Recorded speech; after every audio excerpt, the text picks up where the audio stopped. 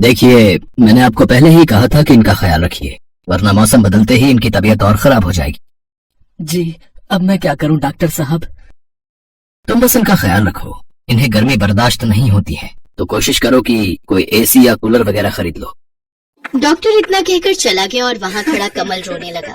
कमल बहुत ही गरीब था। वो मजदूरी करता था और बड़ी मुश्किल से अपना घर चलाता था।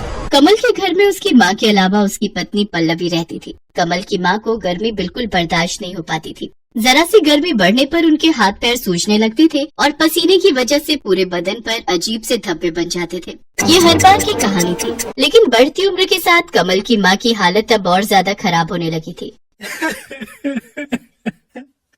बस कीजिए, आप इस तरह रोइए मत। रो नहीं तो और क्या करूं पल्लवी? क्या बताऊं डॉक्टर साहब को कि अपनी माँ के लिए एसी तो छोड़ो, एक कूलर तक खरीदने की औकात नहीं है मेरी। इसमें आपकी कोई गलती नहीं है। माँ जी के इलाज के लिए जो कर्ज लिया है उसकी किश्त भी तो आप ही भर रहे हो ना, तभी ये दिक्कत है, वरना तो। हर महीने वो किस्तें चुकाने के बाद खाने पीने के खर्च लायक भी पैसे नहीं बचते। और देखो ना, इतना कर्ज लेकर इलाज करवाने का भी कोई फायदा नहीं हुआ। आखिर में माँ की हालत तो पहले से भी खराब होती जा रही है। कमल मजबूर था, इसलिए वो अपने आंसू नहीं रोक पा रहा था। उधर उसकी पत्नी पल्लवी भी ये सब देखकर दुखी थी। कमल तो सुबह होते ही अपने काम पर चला जाता था, पर अपनी सास को गर्मी से बचाने के लिए पल्लवी सारा दिन उनके पास बैठकर उन्हें पंखा झलती रहती, ताकि उन्हें पसीना न आए और उन्हें गर्मी न लगे। पल्लवी का ऐसा प्यार देखकर उसकी सास बिमला की आंखों में आंसू आ जाते। मैंने जरूर पिछले जन्म में कोई अच्छे कर्म किए होंगे, जो मुझे कमल जैसा बेटा और तुम जैसी बहू मिली। तुम दोनों मेरी वजह से कितने परेशान हो रहे हो। बस अब तो भगवान मुझे जल्दी से उठा ले, तब जाकर। ना माँ जी, ऐसा मत कहिए, आप चली जाएंगी तो हमारा क्या होगा? बेटी तू परेशान मत हो, घंटों से पंखा कर रही है, जाकर आराम कर। नहीं माँ जी, मैं परेशान नहीं हो रही हूँ, बल्कि मुझे तो आपकी सेवा करने का मौका मिल रहा है। हे भगवान, ऐसी बहू सबको दे। कमल और पल्लवी दोनों विमला की बहुत सेवा करते थे। विमला को पंखा करते हुए पल्लवी सोचने लगी कि ऐसा क्या किया जाए जिससे उसकी सास के लिए एक एसी का इंतजाम हो जाए। और फिर उसी शाम, सुनिए, आपसे एक बात कहनी थी। हाँ बोलो ना। आप जितने पैसे कमाते हैं उससे तो हम माँ जी के लिए कभी एसी नहीं ले पाएंगे। हाँ तो मैं सोच रही थी कि इस बार की सर्दियों में मैं भी कुछ काम शुरू कर दूं क्या? आपके पैसों से हम घर के खर्चे चलाएंगे और जो पैसे मुझे मिलेंगे उन्हें हम जमा करेंगे, और भगवान ने चाहा तो दोनों मिलकर अगली गर्मियों से पहले माँ जी के लिए एसी ले ही लेंगे। तुम्हारी सोच तो अच्छी है, पर माँ की सेवा, घर का काम और फिर बाहर का काम भी, तुम कैसे ये सब संभाल पाओगी? उसकी चिंता आप मत कीजिए, आप भी तो दिन रात काम करते हो ना, तो थोड़ी सी मेहनत तो मुझे भी करनी चाहिए। ठीक है, जैसा तुम ठीक समझो। किसी तरह गर्मियां बीत गई और फिर बारिश आई तो बिमला, कमल और पल्लवी ने राहत की सांस ली। जैसे जैसे गर्मी कम हुई, बिमला की तबीयत भी कुछ बेहतर होने लगी और साथ ही पल्लवी ने भी काम ढूंढना शुरू कर दिया। एक दिन पल्लवी एक बंगले पर पहुंची। कोई है क्या? जी हाँ, बताइए। भैया, मैं काम ढूंढ रही हूँ। कैसा काम? कैसा भी, झाड़ू बर्तन वगैरह। ओह हाँ, है ना। एक्चुअली मुझे भी एक मेड की तलाश है। तो आपने पहले कहीं काम किया है ना? नहीं, पहले तो कहीं काम नहीं किया। अच्छा, चलिए कोई बात नहीं, आप अंदर आ जाओ। पल्लवी घर के अंदर आई तो उसने देखा कि वो एक बड़ा सा हॉल था और वहाँ काफी सामान था, लेकिन सब कुछ पैक रखा हुआ था। आप कहीं जा रहे हैं क्या? नहीं, मैं तो कल ही यहाँ शिफ्ट हुआ हूँ, तो अभी तो सामान खोल कर लगा ही रहा हूँ। अच्छा, तो घर के बाकी लोग कहाँ हैं? मैं अकेला ही हूँ दीदी, मेरी जॉब लगी है यहाँ, परिवार साथ नहीं रहता। राज ने पल्लवी को दीदी कहा तो उसे बहुत अच्छा लगा। राज अकेला है ये सुनकर पल्लवी पहले तो थोड़ा झिझकी, लेकिन फिर उसके दीदी कहते ही उसे अच्छा लगा। राज ने पल्लवी को काम पर रख लिया। अब पल्लवी रोज सुबह सुबह राज के घर आती। उस वक्त तक राज सो रहा होता था। पल्लवी सबसे पहले उसे उठाती, फिर उसके लिए चाय नाश्ता बनाती और फिर पूरे घर की साफ सफाई करती। और इस काम के बदले राज पल्लवी को अच्छे पैसे भी देने लगा।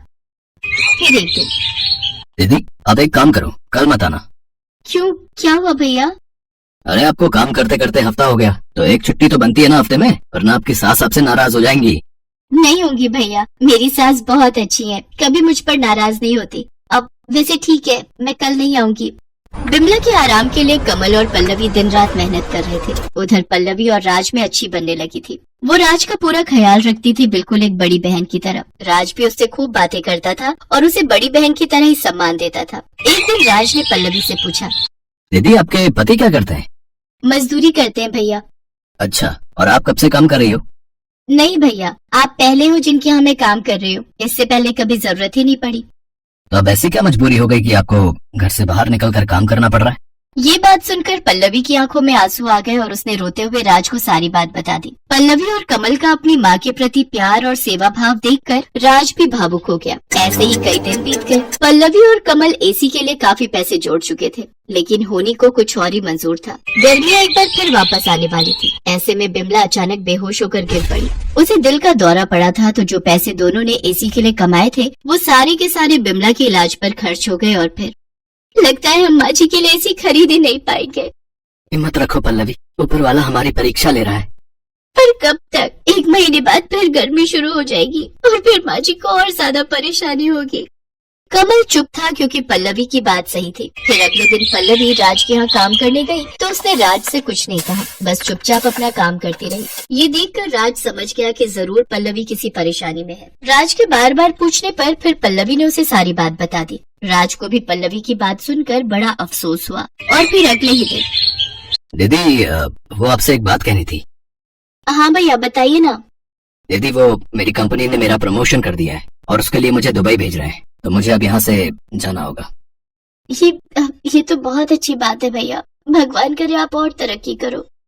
पल्लवी राज की तरक्की से खुश तो थी, लेकिन एक सच ये भी था कि राज के चले जाने से अब उसकी नौकरी भी जाने वाली थी। ये सोचकर पल्लवी और ज्यादा उदास हो गई, लेकिन फिर भी उसने राज से कुछ नहीं कहा। फिर कुछ ही दिनों के बाद, अच्छा दीदी मैं चलता हूँ, आप एक काम करो, ये कुछ पैसे रख लो। नहीं भैया, मैं ये पैसे नहीं ले सकती, मेरी पगार तो आपने पहले ही दे दी है। मैं जानता था कि आप मुझसे पैसे नहीं लेंगी। चलिए कोई बात नहीं, मैं चलता हूँ, अपना ख्याल रखना दीदी। इतना कहकर राज टैक्सी में बैठकर वहाँ से चला गया और पल्लवी भी अपने उतरे हुए चेहरे के साथ अपने घर की तरफ चल दी। गर्मियाँ शुरू हो चुकी थी और पल्लवी की सास की तबीयत फिर बिगड़ने लगी थी, लेकिन तभी कुछ ऐसा हुआ जिसकी उम्मीद पल्लवी को तो बिल्कुल नहीं थी। जी बताइए। मैडम आपका कुरियर है और ये एक चिट्ठी भी है। नहीं भैया, आपको कोई गलतफहमी हुई है। ये इतना बड़ा डिब्बा हमारा नहीं हो सकता और हमें कोई कुछ क्यों भेजेगा? नहीं मैडम, ये आपका ही है, देखिए आपका घर का ही पता लिखा है यहाँ पर। कुरियर वाले की बात सच थी। पल्लवी को कुछ समझ नहीं आ रहा था, लेकिन फिर जब उसने उस बड़े से डिब्बे को खोलकर देखा तो उसे अपनी आंखों पर विश्वास ही नहीं हुआ। उसके अंदर बिल्कुल नया एसी था जिसे राज ने उसके लिए खरीदा था। एसी के साथ मिली चिट्ठी को पढ़ते हुए पल्लवी की आंखों से लगातार आंसू बहे जा रहे थे और मन ही मन वो राज को दुआएं दे रही थी। गांव में सुमित नाम का लड़का रहता था। उसके पिता लकड़ी का सामान बनाने का काम किया करते थे, पर आजकल लकड़ी के सामानों की बिक्री बंद हो जाने के कारण सुमित एक मैकेनिक का काम करने लगा। वो बहुत ईमानदार और मेहनती था, पर उसकी आर्थिक स्थिति कुछ अच्छी नहीं थी, जिसके कारण उसकी पत्नी उसे हमेशा ताने दिया करती थी। आज विमला ने सोने के गहने खरीदे हैं और एक मेरी फूटी किस्मत। आपकी कमाई से तो हमारे रोज का खर्चा ही निकल जाए, वही बहुत है। ऐसी बातें क्यों करती हो? देखना एक दिन मैं बहुत ही अमीर बन जाऊंगा। इतनी मेहनत करूंगा कि हमारे पास किसी भी चीज की कमी ना रहे, फिर तुम्हें कार में घुमाऊंगा। मेहनत से कभी कोई कुछ हासिल कर पाया है भला? अब आपकी चिकनी चुपड़ी बातों में मैं आने वाली नहीं। जब से इस घर में मेरी शादी हुई है, मैंने तो सपने देखना ही छोड़ दिया। सुमित गैरेज में खूब मेहनत करता, दिन भर अपने काम में ही लगा रहता। अब तो वो अपने खाने पर भी ध्यान नहीं देता था। उसकी कड़ी मेहनत को देखकर उसके गैरेज का मालिक कहता है, क्या बात है सुमित, आजकल तुम गैरेज में दिन रात कड़ी मेहनत करते हो? रात हो गई है तुम्हें, अब तुम्हें घर जाना चाहिए। नहीं मालिक, मैं ओवर टाइम करूंगा, मुझे बहुत पैसे कमाने हैं। मैं एक कार बनाना चाहता हूँ जिसके लिए मुझे पैसों की जरूरत है। ठीक है सुमित, जैसी तुम्हारी मर्जी, पर अपनी सेहत का भी ध्यान रखना। सुमित ओवर टाइम से मिले पैसे को एक गुल्लक में जमा करता जाता है और कुछ दिन बाद जब गुल्लक भर जाता है तो वो उस गुल्लक को फोड़कर सारे पैसे बाहर निकालता है। आखिरकार मैंने इतने पैसे जमा कर ही लिए, अब इन पैसों से मैं कार के पार्ट्स खरीदूंगा और फिर उससे एक कार बनाऊंगा। कहीं आप पागल तो नहीं हो गए हैं? आप कार बनाएंगे? फिर तो बन गई कार। हाँ सुमन, आज तक मैंने तुम्हें कभी कुछ नहीं दिया, पर मेरी दिली इच्छा थी कि मैं तुम्हें कार में घुमाऊं, इसलिए कई दिनों से मैं थोड़े थोड़े पैसे जमा कर रहा था। आज गुल्लक में बहुत पैसे हो गए, इससे मेरे कार के लिए अच्छा खासा सामान आ जाएगा। सुमित दिन रात मेहनत करके कार को कंप्लीट बना लेता है। वो उसे चलाकर देखता है और कार चल पड़ती है। सुमित की खुशी का कोई ठिकाना ही नहीं रहता। आखिरकार मैंने बना ही ली मेरी कार, मेरी खुद की कार। अब सुमन मुझ पर कभी गुस्सा नहीं करेगी। पूरे इलाके में शायद ही किसी के पास ऐसी अनोखी कार होगी। शाबाश सुमित, शाबाश, ऐसी लाजवाब कार तो हमने आज तक नहीं देखी। मुझे तुम पर गर्व है। जाओ जल्द से जल्द ही कार अपनी पत्नी को दिखाओ। हाँ मालिक, हाँ मैं अभी जाता हूँ। सुमित गाड़ी लेकर अपने घर के लिए निकल जाता है। वो मस्ती से कार चलाता है और गाना गुनगुनाता है।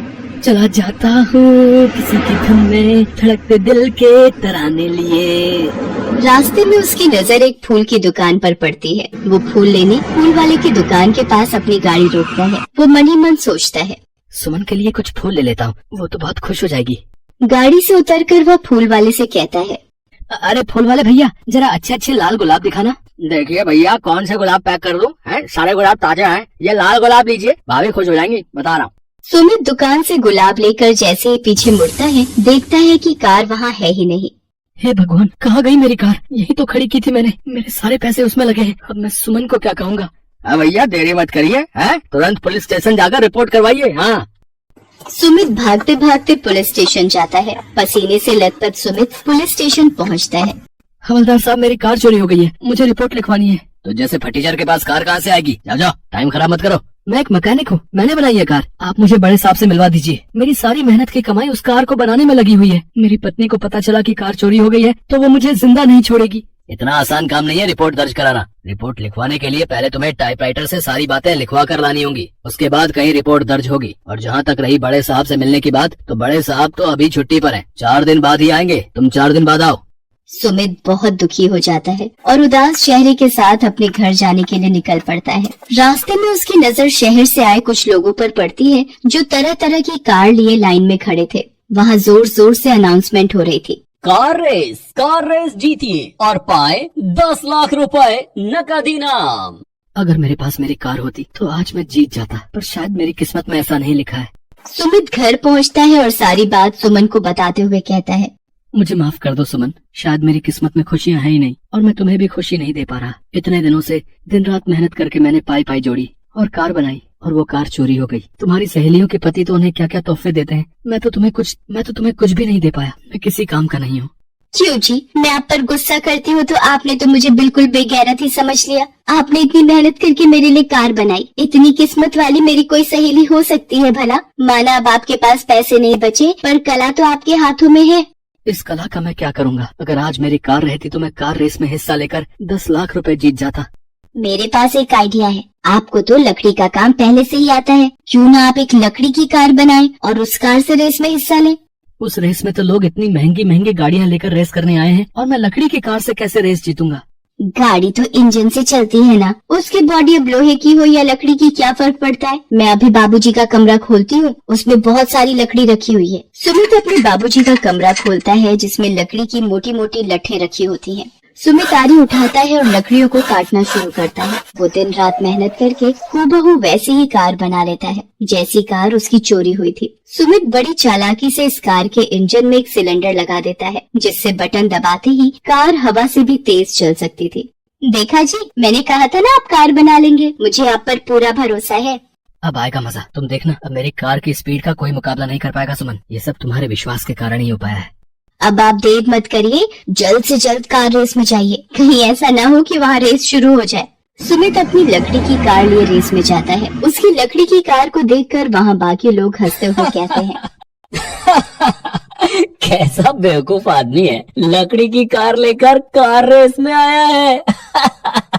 छोड़िए जी, क्यों इनकी बातों पर ध्यान देते हैं। आप अपना मनोबल टूटने मत दीजिए, हम तो इसी कार से जीतेंगे। बड़ी हिम्मत कर सुमित खड़ा हो जाता है। सब लोग उसकी तरफ देखकर उसका मजाक बना रहे होते हैं। वो बहुत शर्मिंदगी महसूस करता है और उसका मनोबल टूटने लगता है। जैसे ही रेस स्टार्ट होती है, सारे लोग सुमित से आगे निकल जाते हैं। अरे ये क्या, सिलेंडर का बटन काम क्यों नहीं कर रहा? अरे चालू हो जा मेरी कार, मेरी इज्जत तेरे हाथ में है।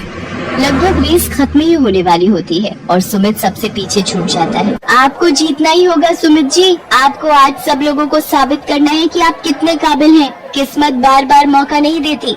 लेकिन तभी करिश्मा होता है। कार में लगा सिलेंडर अचानक ही चालू हो जाता है और सुमित की कार हवा से भी तेज भागने लगती है, जिसे देख सब हैरान रह जाते हैं और सब प्रतिभागियों को पीछे छोड़ते हुए सुमित वो रेस जीत जाता है। सुमित पहली पोजीशन पाकर रेस जीत जाता है। सारे लोग सुमित की तारीफ करते हैं। वाह वाह, लकड़ी की कार से ये लड़का रेस जीत गया है। हाँ भाई, ये तो बड़ा होनहार आदमी लगता है। हाँ देखो देखो। इस तरह सुमित को 10 लाख रुपए इनाम में मिलते हैं और गांव में सुमित की इज्जत बहुत बढ़ जाती है और वो लकड़ी के कार बनाकर उसे विदेशों में बेचने का बिजनेस शुरू कर देता है और खूब पैसे कमाता है।